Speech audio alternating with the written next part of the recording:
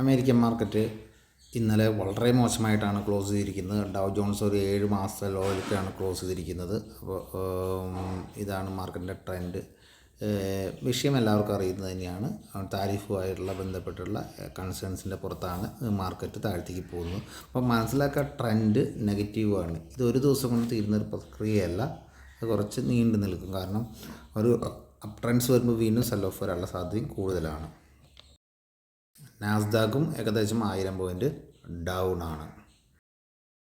Gift Nifty ഏകദേശം 100 point, ഏകദേശം 100 point, ഏകദേശം 98 പോയിൻറ്റ് ഇപ്പോൾ ഡൗൺ ആണ് പോകുന്നത് ഗിഫ്റ്റ് നിഫ്റ്റി. അപ്പോൾ അതും നമുക്കൊരു നെഗറ്റീവ് ട്രെൻഡ്സാണ് നിൽക്കുന്നത്. പ്രത്യേകിച്ച് അവിടുത്തെ മാർക്കറ്റിനെ ബേസ് ചെയ്തിട്ടുള്ളത് തന്നെയാണെന്നുള്ള കാര്യം തീർച്ചയാണ്. ഡോളർ ഇൻഡെക്സ് 101.89 നോക്കുക, വളരെയധികം വ്യത്യാസം. 101.89 ഡോളർ ഇൻഡെക്സിൻ്റെ ഫ്യൂച്ചർ വന്നിരിക്കുകയാണ്.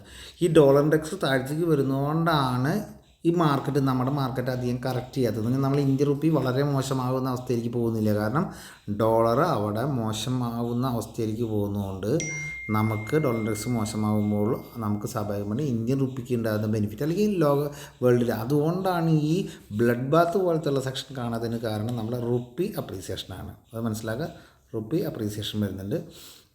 അല്ലെങ്കിൽ ഇപ്പോൾ ഏകദേശം എനിക്ക് തോന്നുന്നു ഇപ്പോഴത്തെ ഈ ക്രാഷിനോട് ചേർന്ന് നമ്മൾ ഏകദേശം 90ലേക്ക് പോയത്. പക്ഷെ അത് പോകുന്നില്ല. കാരണം ഇവിടെ നമ്മൾക്ക് അമേരിക്കൻ ഡോളറിൻ്റെ വീക്ക്നെസ് വളരെ പ്രകടമായി നിൽക്കുന്നു. അത് നമുക്കൊരു വളരെ പോസിറ്റീവാണ്. ഏകദേശം 7% ഇന്നലെ ഓയിൽ സെക്ടർ വീണത്. എന്ന് പറഞ്ഞാൽ ക്രൂഡ് ഓയിൽ വീണത് 7%. ഇത് നമ്മൾ ഇന്ത്യനെ സംബന്ധിച്ചും പോസിറ്റീവാണ്, വേൾഡിനെ സംബന്ധിച്ചും പോസിറ്റീവാണ്, എല്ലാവരെയും സംബന്ധിച്ചും പോസിറ്റീവാണ്. അതിൻ്റെ കൂടെയാണ് അപ്പൊക്ക് ഇന്നലെ വരില്ലാത്ത വിവരമില്ലാത്ത കാലം പോലെ ഇനി 6%, ഇനി ഓയിലിൻ്റെ ഔട്ട്പുട്ടും കുറച്ച് കൂട്ടാനുള്ള പരിപാടിയാണ്. എന്തിനാണെന്ന് മനസ്സിലാവില്ല. റേറ്റ് ഇപ്പോൾ പോയി 66 സംതിങ് ആയത് കഴിഞ്ഞു, അറിയില്ല. എന്തായാലും ഒരു കാര്യം തീർച്ചയാണ്, ഈ ക്രൂഡ് ഓയിലിൻ്റെ വില കണ്ടിന്യൂസ് ഡീപ്പായിട്ട് താഴെ പോകുന്നതിന് കാരണം മാർക്കറ്റ്, വേൾഡ് മാർക്കറ്റിൻ്റെ വീക്ക്നെസ്സിനെയാണ് അത് പ്രതിദാനം ചെയ്യുന്നത് കേട്ടോ.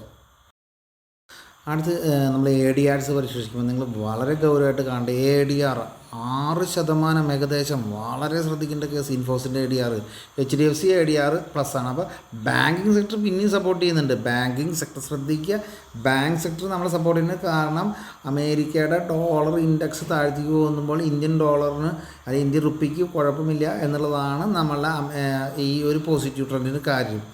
ശ്രദ്ധിക്കേണ്ട കേസാണ്. വിബ്രോ ADR 6%, ICICI ബാങ്ക് ADR 1%. അപ്പം ഈ മാർക്കറ്റിന് കുറച്ച് സഹായം ചെയ്യുന്നത് ബാങ്ക് സെക്ടർ തന്നെയാണ്, ഫിനാൻസ് സെക്ടറാണ്. എന്നാൽ മറ്റേ സെക്ടർ, IT സെക്ടർ ബാഡായിട്ട് താഴ്ത്തേക്ക് പോയിക്കൊണ്ടിരിക്കുകയാണ്. അപ്പോൾ അതുകൊണ്ട് നമുക്ക് IT കമ്പനികൾക്ക് വളരെ മോശം കണ്ടിന്യൂഷൻ ആണ് വരാൻ പോകുന്നത്.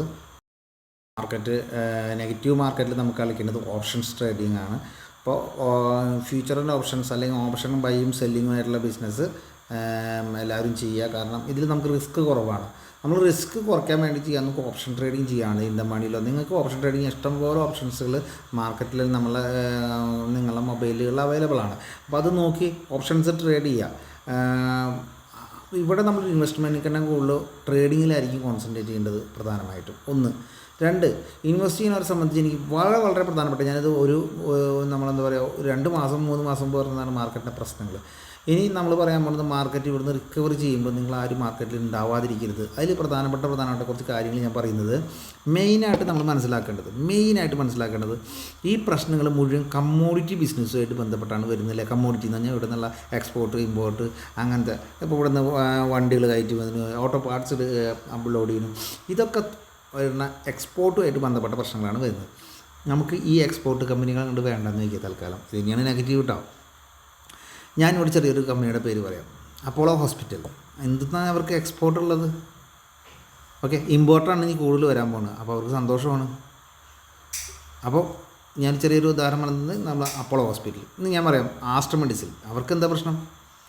അവർക്ക് ഇമ്പോർട്ട് കൂടുതൽ ചെയ്യാൻ പോകുന്നത്. അപ്പോൾ അവർക്ക് മെച്ചാണ്. അപ്പോൾ ആസ്റ്റർ ഒന്നും ഒരു എക്സ്പോർട്ടിങ് കമ്പനിയല്ല, അല്ലെങ്കിൽ ഒരു കമ്പനി ഇതല്ല. ഇനിയും ഒരുപാട് കമ്പനികൾ നമുക്ക് പറഞ്ഞു തരാൻ പറ്റുന്ന ഒരു കാര്യമുണ്ട്, BEL.